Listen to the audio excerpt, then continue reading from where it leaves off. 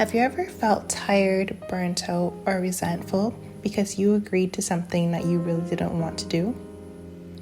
Or have you ever stayed silent just to keep the peace, even though something felt off? Hello everyone, welcome back to Beloved. I'm Cherise Rochelle, and today's episode is for the people who feel bad for protecting themselves. We're talking about how to set boundaries without guilt, and how boundaries aren't a betrayal of love, but an expression of it. Why does guilt show up when you set boundaries?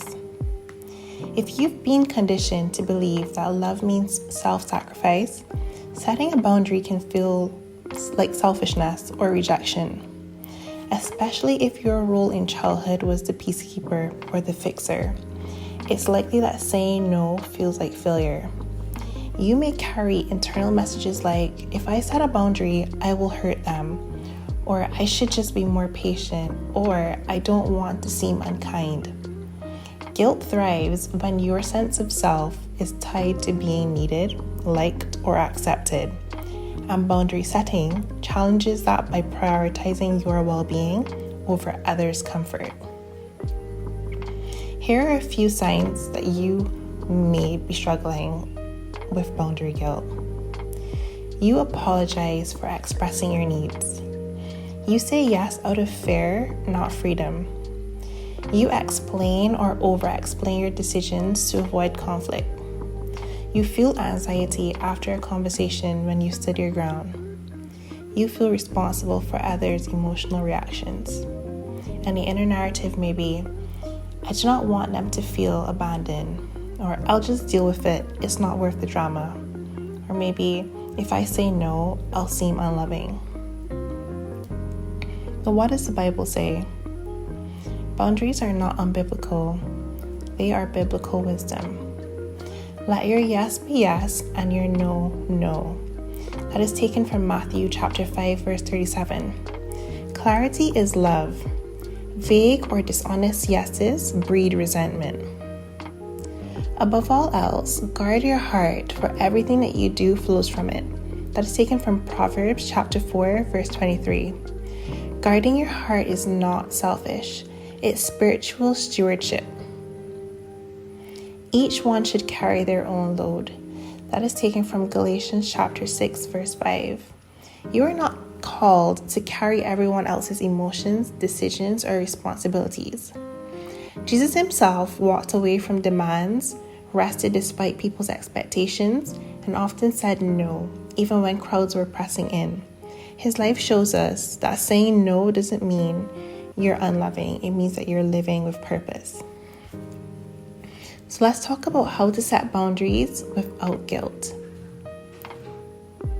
You do not need to explain a boundary for it to be valid. But if guilt is rooted in your wiring, these steps can help. Start with clarity. What feels uncomfortable, unsafe, or overwhelming? Use short, kind phrases. I'm not available for that. That doesn't work for me right now. Expect discomfort, not destruction. Some people will resist. That's not always a sign that the boundary is wrong. Practice detachment. Their emotions are not your responsibility. Love does not mean emotional enmeshment. Return to your truth. You are not being cruel. You are honoring both you and them. And the identity shift here is, I am not responsible for everyone's comfort. I'm responsible for protecting what God has entrusted to me, including my peace. Today's affirmation is, I can say no with love. Boundaries are not rejection, they are protection. And we're going to close on this verse. The boundary lines have fallen for me in pleasant places. Surely I have a delightful inheritance. That is taken from Psalm chapter 16, verse 6. If you've lived your life making others comfortable at your own expense, this might feel hard at first, but that's okay.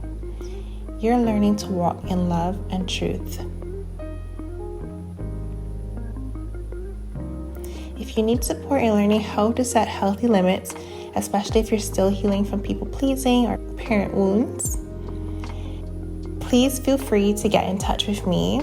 The email address is beloved@Cherise@gmail.com, where you can reach out for a free discovery call, or you can book a one-to-one session using the link in the description. Next time we will continue talking about boundaries. Until next time, stay rooted in truth, wrapped in grace, and never forget you are beloved.